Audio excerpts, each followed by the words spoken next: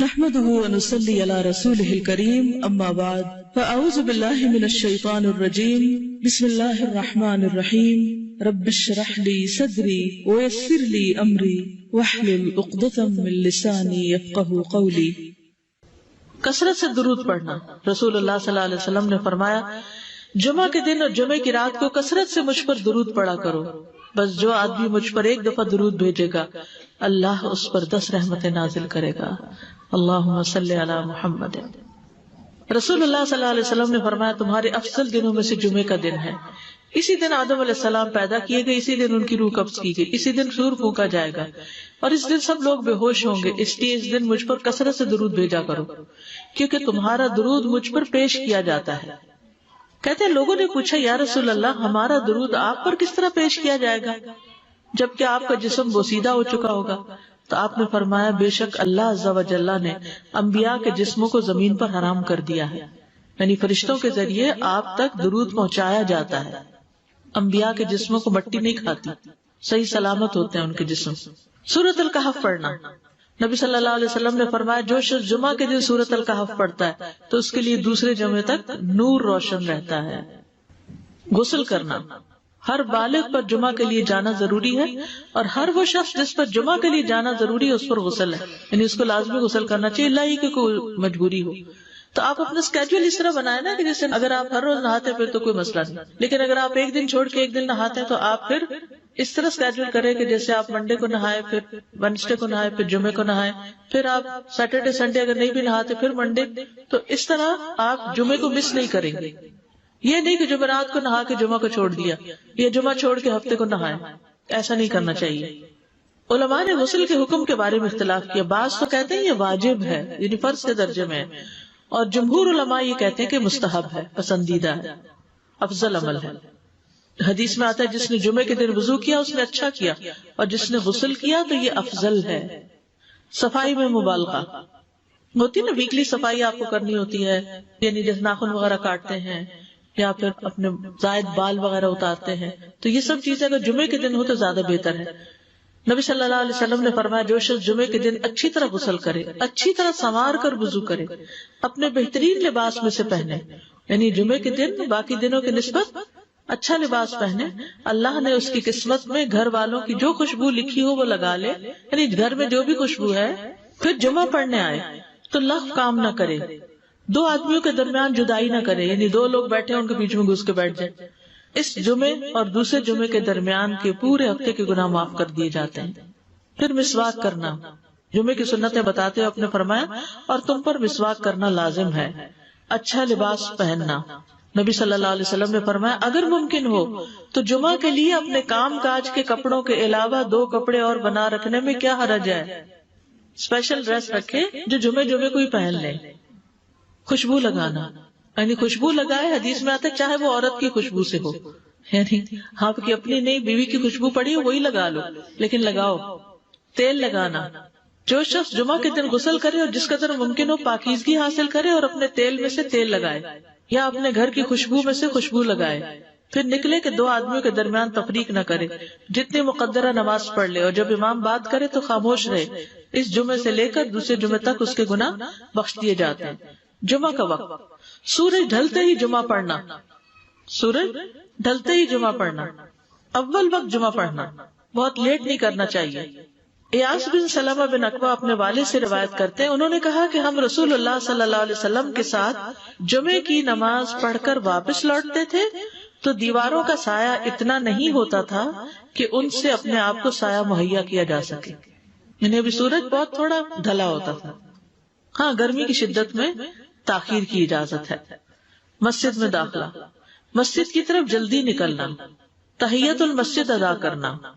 عمر بن دینار کہتے ہیں انہوں نے جابر رضی اللہ عنہ کو کہتے ہوئے سنا کہ ایک شخص جمعہ کے دن مسجد میں داخل ہوا اس حال میں کہ نبی صلی اللہ علیہ وسلم خطبہ دے رہے تھے، تو آپ نے فرمایا کیا تم نے نماز پڑھی؟ اس نے کہا نہیں، تو آپ نے فرمایا کھڑے ہو 2 رکعتیں پڑھو۔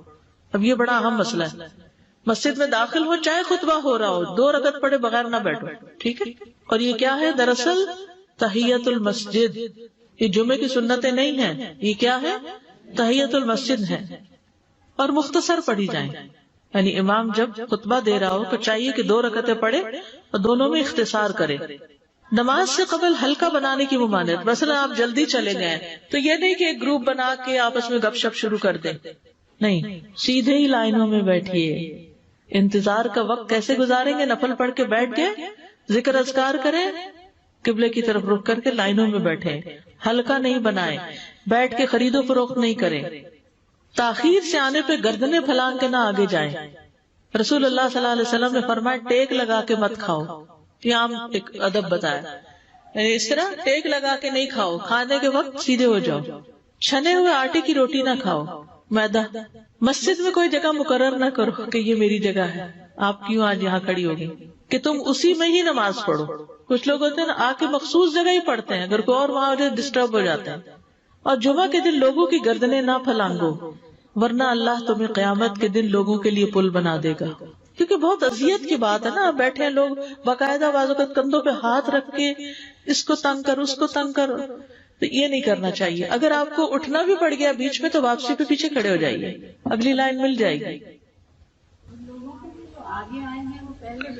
جی یہ تو بہت ضروری بات آپ نے کی کہ جب لوگ مسجد آئے تو پہلی صف میں بیٹھے، یعنی پہلی چھوڑ کے آخری میں بیٹھ جائیں اور پھر لوگ ان کی گردنیں پلانگتے رہیں، دوسروں کے لیے فتنہ بننا. جابر بن عبداللہ رضی اللہ عنہ سے روایت ہے کہ جمعے کے دن رسول اللہ صلی اللہ علیہ وسلم خطبہ ارشاد فرما رہے تھے کہ ایک آدمی مسجد میں داخل ہوا، وہ قریب آ کر بیٹھنے کے لیے لوگوں کے اوپر سے گزرنے لگا. رسول اللہ صلی اللہ علیہ وسلم نے فرمایا بیٹھ جاؤ، تحقیق تم نے لوگوں کو تکلیف پہنچائی اور دیر سے آئے. یہ عربی کے الفاظ بڑے خوبصورت ہیں. اجلس فقد آذیت و آنیت، کتنی جامع زبان ہے یہ. اجلس فقط آذیت، تو نے اذیت دی، و آنیت، اور دیر سے آئے. تو اس سے منع کیا گیا. کسی کو اس کی جگہ سے نہ اٹھانا. جابر رضی اللہ عنہ نبی صلی اللہ علیہ وسلم سے روایت کرتے ہیں، آپ نے فرمایا تم میں سے کوئی شخص جمعہ کے دن اپنے بھائی کو کھڑا نہ کرے کہ پھر دوسری طرف سے آ کر اس کی جگہ پہ خود بیٹھ جائے، بلکہ جو آئے وہ کہے جگہ کشادہ کرو، ہمارے لیے بھی جگہ بناؤ، یہ کہے. خطبہ جمعہ اور اس کے آداب. خطبہ جمعہ کی اہمیت. جب اذان ہو جائے تو کیا کرے انسان؟ مسجد کی طرف دوڑ پڑے. تو مسجد میں جماعت تو نہیں ہو رہی ہوگی، پہلے کیا ہو رہا ہوگا؟ خطبہ ہو رہا ہوگا. امام کے خطبے سے پہلے سلام کرنا. نبی صلی اللہ علیہ وسلم جب ممبر پر چڑھتے تو حاضرین کو السلام علیکم کہتے. امام کا کھڑے ہو کر خطبہ دینا. رسول اللہ صلی اللہ علیہ وسلم کھڑے ہو کر خطبہ دیتے، پھر بیٹھ جاتے، پھر کھڑے ہوتے اور کھڑے ہو کر خطبہ دیتے، یعنی بیچ میں تھوڑا سا بیٹھ بھی جاتے تھے. جس نے تمہیں یہ خبر دی کہ آپ بیٹھ کر خطبہ دیتے تھے تو تحقیق اس نے جھوٹ بولا. بس یقیناً اللہ کی قسم میں نے آپ کے ساتھ 2000 سے زائد نمازیں پڑھی ہیں، یعنی جن میں بہت سے جمعے بھی آئے ہیں، تو ایسا کچھ نہیں. امام کو 2 خطبے دینا، یعنی کھڑے تھے پہلے، پھر ذرا بیٹھ گئے، پھر دوسری دفعہ اٹھے تو یہ 2 خطبے ہو گئے. مختصر خطبہ دینا. آپ کے خطبات چند کلمات ہوا کرتے تھے، بہت لمبی تقریریں نہیں. آپ کا خطبہ درمیانہ ہوتا تھا. نبی صلی اللہ علیہ وسلم نے فرمایا آدمی کا نماز کو لمبا کرنا اور خطبے کو مختصر کرنا اس کی سمجھداری کی علامت ہے. بس نماز لمبی کرو، خطبہ مختصر کرو، کیونکہ بعض بیان جادو جیسا اثر رکھتے ہیں، یعنی تھوڑے بھی بات کرو گے تو دل میں چلی جائے گی. نماز پہ زیادہ توجہ. نبی صلی اللہ علیہ وسلم کا خطبے میں سورۃ قاف پڑھنا. حارثہ بن نعمان کی بیٹی سے روایت ہے، کہتی ہے کہ میں نے سورۃ قاف رسول اللہ صلی اللہ علیہ وسلم سے سن کر حفظ کر لی. آپ ہر جمعے کو خطبے میں پڑھا کرتے تھے. سامعین کا امام کی طرف رخ کرنا، یعنی جمعے کے دن یہ نہیں کہ آپ کرسی لگا کے کسی اور طرف منہ کر کے بیٹھ جائیں اور جب جماعت ہو تو پھر صف میں کھڑے. نہیں، آپ صف میں بیٹھے ہو، کس طرف وہ ہو؟ قبلہ رخ ہو. امام سامنے ہی ہوگا نا قبلے کی طرف. ایک صحابی کہتے کہ جب آپ ممبر پہ چڑھتے تو ہم اپنے چہروں کے ساتھ آپ کی طرف متوجہ ہوتے، ادھر ادھر نہیں دیکھتے تھے خطبے کے دوران. امام کے قریب بیٹھنا. اللہ کے نبی صلی اللہ علیہ وسلم نے فرمایا ذکر میں حاضر ہوا کرو، یعنی خطبہ میں، اور امام کے قریب بیٹھا کرو. بے شک آدمی دور ہوتا رہتا ہے حتیٰ کہ وہ جنت میں بھی پیچھے ہی ہوگا اگرچہ وہ اس میں داخل بھی ہو جائے. تاخیر کی اتنی مذمت ہے. خاموشی سے خطبہ سننا، یعنی بات نہیں کرنی چاہیے، کوئی اہم بات بھی نہیں پوچھنی چاہیے. ابن مسعود سے روایت ہے کہ انہوں نے ابی ابن کعب سے قرآن کی کسی آیت کے بارے میں سوال کیا جبکہ اللہ کے نبی خطبہ دے رہے تھے، تو انہوں نے اعراض کیا اور کوئی جواب نہ دیا. پھر جب آپ نے نماز پڑھائی تو ابی کہنے لگے تمہارا جمعہ ہی نہیں ہوا. تو ابن مسعود نے رسول اللہ صلی اللہ علیہ وسلم سے پوچھا تو آپ نے فرمایا ابی نے سچ کہا. کوئی بات کرنے کی اجازت نہیں. یہ کہنے کی بھی کہ چپ ہو جاؤ یہ بھی اجازت نہیں. عبداللہ بن مسعود کہتے کہ جب امام جمعہ کے لیے آ گیا پھر تمہارا اپنے ساتھی سے یہ کہنا کہ خاموش رہو لغویت کے لیے کافی ہے. یہ بھی لغو بات ہے. کوئی لغو حرکت نہ کرنا، کنکریوں سے نہ کھیلنا، فون سے نہیں کھیلنا، میسجز چیک نہیں کرنا، انگلیوں میں انگلیاں ڈال کے پٹاخے نہیں بجانا، گوٹ مار کے نہیں بیٹھنا. گوٹ مار کے کیسے بیٹھتے ہیں؟ گھٹنے اوپر کر کے اور یوں ایسے گھٹنوں کے گرد ہاتھ ڈال کے. کئی دفعہ ایسے نظر آتا ہے کہ خطبے میں لوگ اس طرح بیٹھے ہوتے ہیں کیونکہ پتہ نہیں ہے. یعنی آپ چوکڑی مار سکتے ہیں. آپ سب سے افضل پوزیشن تو یہ ہے کہ جیسے نماز کے اتحیات میں ہم بیٹھتے ہیں، لیکن کچھ لوگ اس طرح بیٹھ نہیں سکتے، چلے کرسی میں بیٹھ جائیں. اگر کرسی نہیں ہے نیچے بیٹھے ہیں تو چوکڑی مار کے بیٹھ جائیں، مگر ٹانگیں اس طرح پیٹ کے ساتھ لگا کے گھٹنوں پہ ہاتھ کو بل دے کے اس طرح نہیں بیٹھے. اگر مجبوری ہے تو وہ اور بات ہے، لیکن یہ کہ بلا وجہ نہیں کرنا چاہیے کیونکہ ادب کے خلاف ہے. اونگ آنے پر جگہ بدلنا. نبی صلی اللہ علیہ وسلم نے فرمایا اگر جمعہ کے دن کسی کو مسجد میں اونگ آنے لگے تو اپنی اس جگہ کو دوسری جگہ سے بدل لے. کہ بعض اوقات ایسا ہوتا ہے نا خطبے کے وقت بڑی سکینت ہوتی ہے اور آخری خطبہ تو آپ نیند میں ہی سنتے ہیں. نماز جمعہ کی رکعت 2 رکعت ہے فرض بس. جمعہ کی نماز 2 رکعتیں ہیں اور ان دونوں میں قرات ہوتی ہے. نبی صلی اللہ علیہ وسلم جمعے میں سبح اسم ربک الاعلی اور هل اتاک حدیث الغاشیہ پڑھتے. کبھی جمعہ اور عید کٹھے ہو جاتے تب بھی دونوں نمازوں میں یہی سورت پڑھتے تھے. ٹھیک ہے. اسی طرح صبح کی نماز میں جمعے کے دن الف لام میم التنزیل اور هل اتى علی الانسان کی قرات کرتے اور نماز جمعہ میں سورۃ الجمعہ اور منافقین کی تلاوت کرتے. یعنی یہ بھی ملتا ہے. فرض کے بعد 2 رکعت پڑھنا. عبداللہ بن عمر سے روایت ہے انہوں نے رسول اللہ صلی اللہ علیہ وسلم کی نفل نماز کو بیان کیا اور کہا کہ آپ جمعے کے بعد کوئی نفل نماز نہیں پڑھتے تھے حتیٰ کہ واپس تشریف لے جاتے پھر اپنے گھر میں 2 رکعت پڑھتے تھے. اب جو لوگ گھر نہیں جاتے تو پھر وہیں پر وہ پڑھ لیتے ہیں، ورنہ آپ صلی اللہ علیہ وسلم اپنی سنتیں وغیرہ گھر میں پڑھتے تھے. اور اسی طرح 4 بھی پڑھی جا سکتی، 2 بھی ہیں 4 بھی ہیں. آپ صلی اللہ علیہ وسلم نے فرمایا جب تم میں سے کوئی جمعہ پڑھ چکے تو اس کے بعد 4 رکعتیں پڑھے. یہ آپ کا حکم ہے. تو جب آپ کا 2 چیزیں ہوتی ہیں سمجھنے کے لیے، ایک آپ کا فعل ہوتا ہے اور ایک آپ کا حکم ہوتا ہے. تو ہمارے لیے کیا ہے جو آپ کا حکم ہو. جمعے کے بعد کوئی اور نماز پڑھنے سے پہلے گفتگو کرنا، یعنی سنت پڑھنے سے پہلے گفتگو کرنا.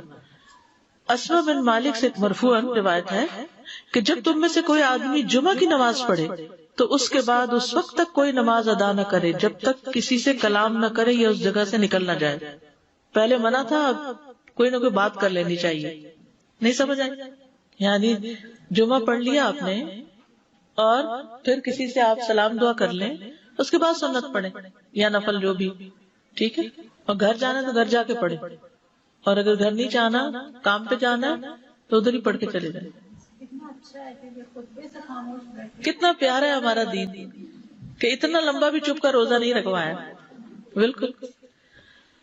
عاصم سے روایت ہے، وہ ابو قلابہ سے نقل کرتے ہیں میں نے ان کے ساتھ جمعہ کی نماز پڑھی. جب میں نے اپنی نماز پوری کر لی انہوں نے میرے ہاتھ کو پکڑا اور میری جگہ پر کھڑے ہوئے اور مجھے اپنی جگہ پہ کھڑا کیا. وہ جو ہم چینج کرتے ہیں نا جگہ، وہ اس کی بات ہو رہی ہے. یعنی جمعے کے بعد کوئی اور نماز پڑھنے سے پہلے بات بھی کر لینا، جگہ بھی تبدیل کرنا. لیکن اگر کچھ لوگ پہلے سے ہی آپ کی سنتیں شروع کر چکے اور کوئی چینج کرنے والا نہیں تو پھر پڑھ لیجیے. یعنی یہ مستحب اعمال ہے، ان میں ایسا نہیں کہ کوئی گناہ لازم ہو جائے گا، لیکن افضل یہ ہے، افضل سے اجر زیادہ ہو جاتا ہے. جمعہ کے دیگر احکام. 1 رکعت پانے پر بھی جمعہ ادا ہو جاتا ہے. یعنی اگر کسی کو رش مل گیا، پارکنگ نہیں ملی اور 1 رکعت میں بھی پہنچ گیا تو جمعہ ہو گیا. امام سے دعا کا کہنا. انس کہتے ہیں کہ ایک سال نبی صلی اللہ علیہ وسلم کے عہد